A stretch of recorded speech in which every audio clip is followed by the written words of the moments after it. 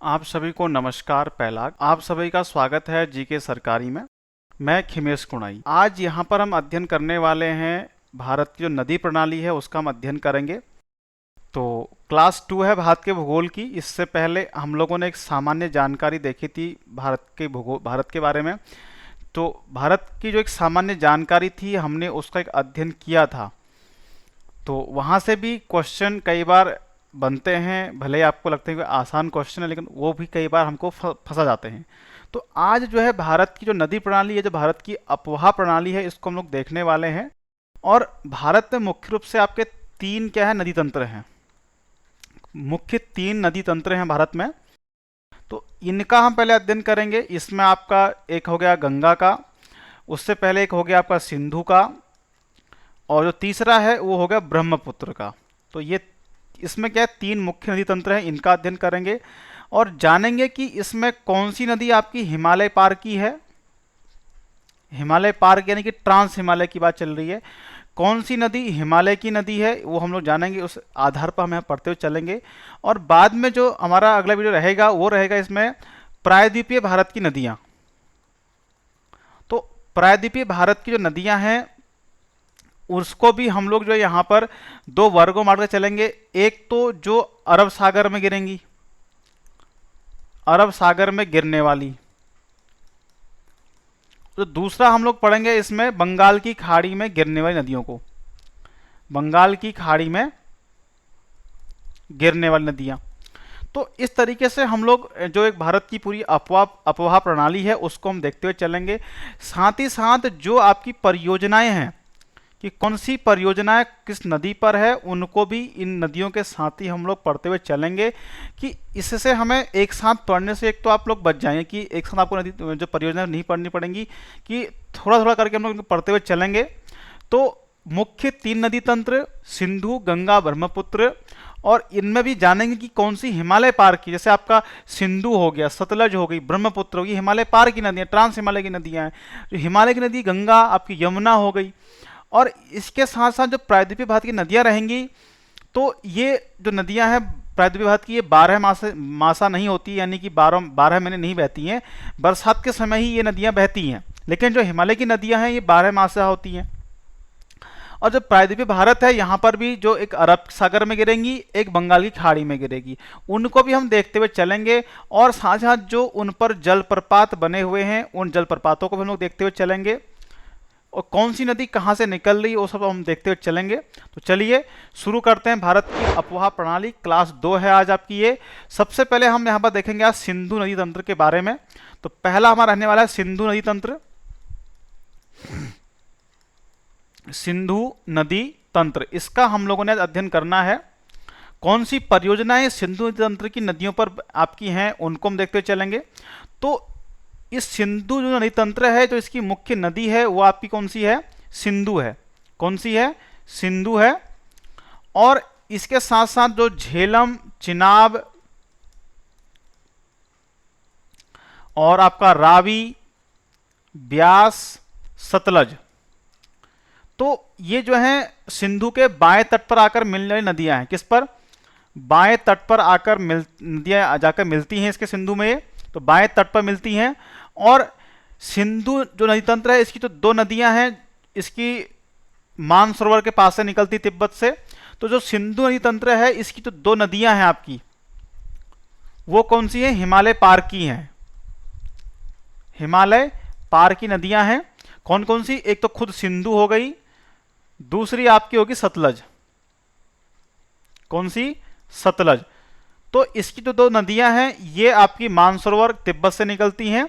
और सिंधु की जो एकमात्र सहायक नदी होगी वो निकलेगी झेलम। कौन सी, कहां से निकलती है, कश्मीर से। तो झेलम कहां से निकलेगी, जम्मू कश्मीर से निकलेगी आपकी।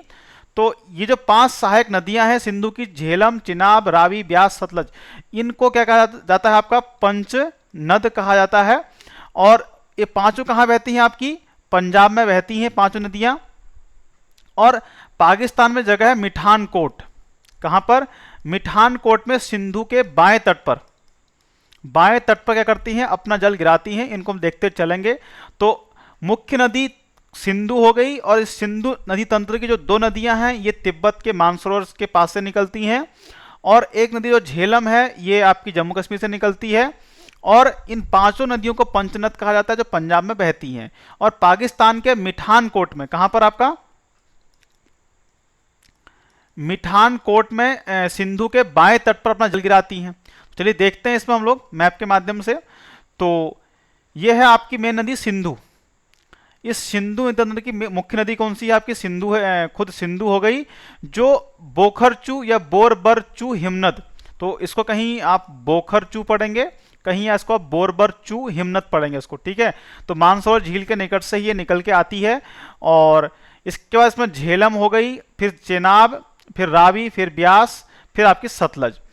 तो इनका क्रम भी कई बार लगाने को आता है। तो ये आपका सिंधु सबसे पहले आएगी, फिर आपकी झेलम हो गई, फिर आपकी चिनाब है, फिर रावी हो गई, फिर ब्यास और फिर सतलज। तो इस तरीके से पूरा एक क्रम लगा हुआ है आपका। तो चलिए देखते हैं इसको आगे। तो ये सभी नदियां कहाँ मिल रही हैं? मिठानकोट नामक जगह है, यहां पर एक साथ आकर जल गिराती हैं बाएं तट पर, किसके? सिंधु के। कहां पर? मिठानकोट में, पाकिस्तान के। चलिए आगे देखते हैं। तो सिंधु नदी तंत्र की जो मुख्य नदी कौन सी? सिंधु होगी। तो हमने इसको देख लिया है। तो आगे देखते हैं। तो जो सिंधु जो नदी तंत्र है, जो इसकी नदियों का उद्गम हम लोग देखेंगे, कुछ फैक्ट जो उनका होगा उसको हम लोग देखते चलेंगे। तो सिंधु नदी तंत्र की नदियों का उद्गम, तो बात करेंगे इसमें सिंधु नदी की। तो जो ये कैसी नदी है? पूर्ववर्ती नदी है। कैसी है? पूर्ववर्ती नदी है आपकी सिंधु नदी। इसमें ये है आपकी सिंधु नदी, फिर झेलम, फिर चिनाब, फिर ब्यास, फिर सतलज। तो इस तरीके से ये आपका उत्तर से पूर्व क्रम लगा हुआ है, इसको भी आप लोग ध्यान रखिएगा। उत्तर से पूर्व क्रम में ये बह रही हैं।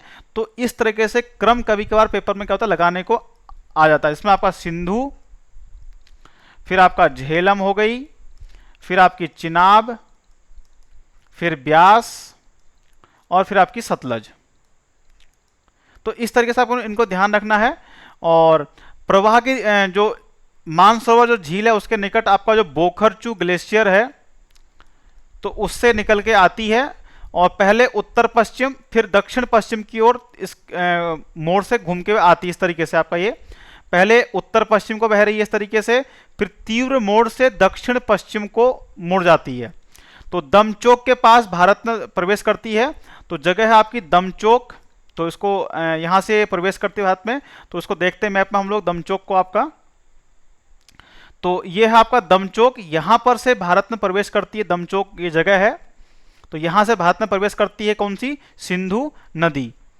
और नंगा पर्वत के उत्तर में बुंजी में लद्दाख पर्वतमाला को काटकर गहरी घाटी बनाती है, और चिल्लास के निकट पाकिस्तान में प्रवेश कर जाती है। कहां पर? चिल्लास यहां पर आपका। तो यहां पर आपका चिल्लास जगह है, यहां पर से क्या है, पाकिस्तान में प्रवेश कर जाती है। चलिए आगे देखते हैं फिर से।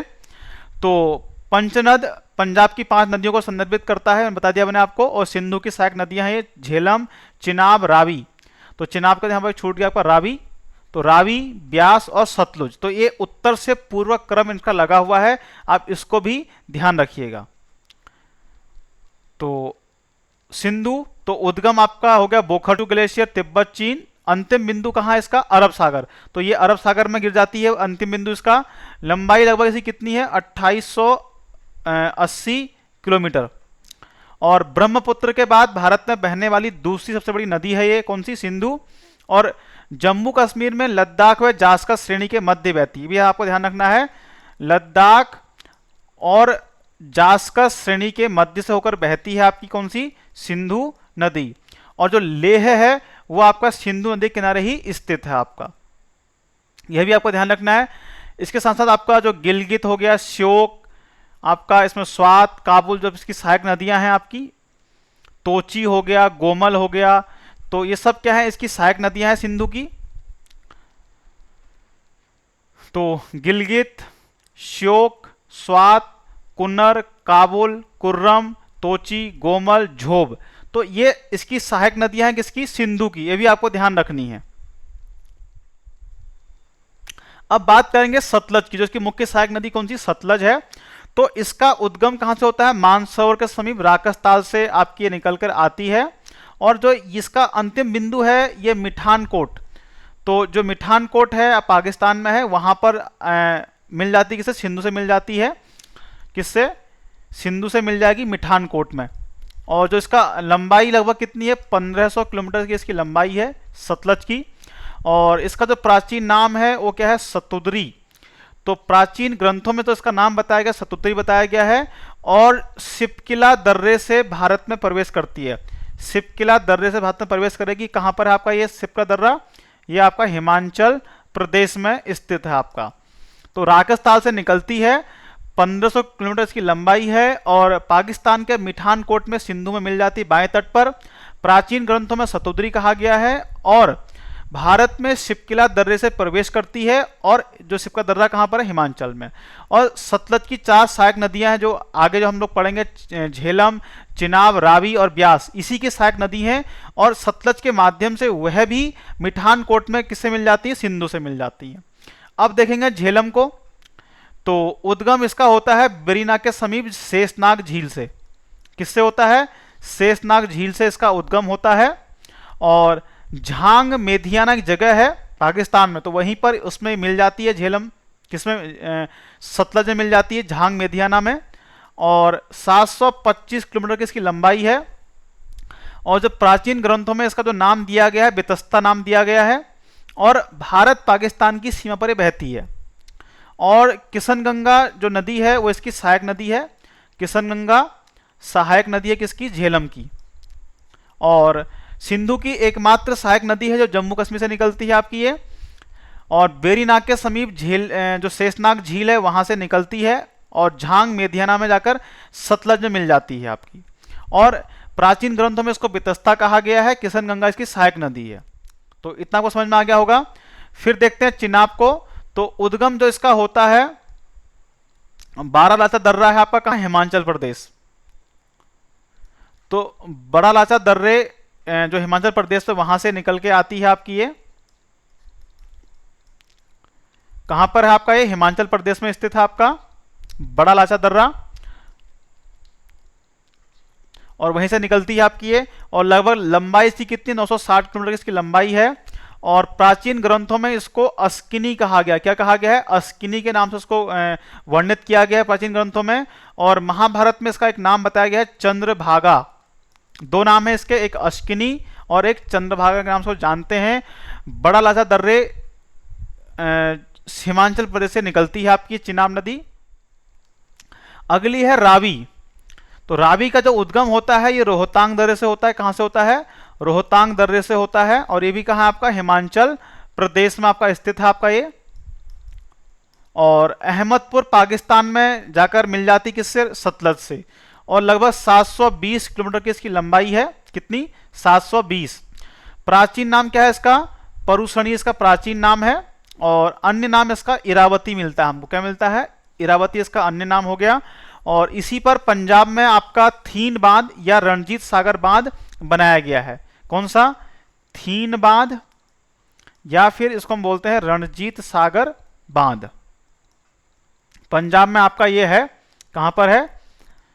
पंजाब में है। किस पर? रावी नदी पर बनाया गया है आपका। तो रोहतांग दर्रे हिमाचल से निकल के आती है। 720 किलोमीटर की लंबाई है।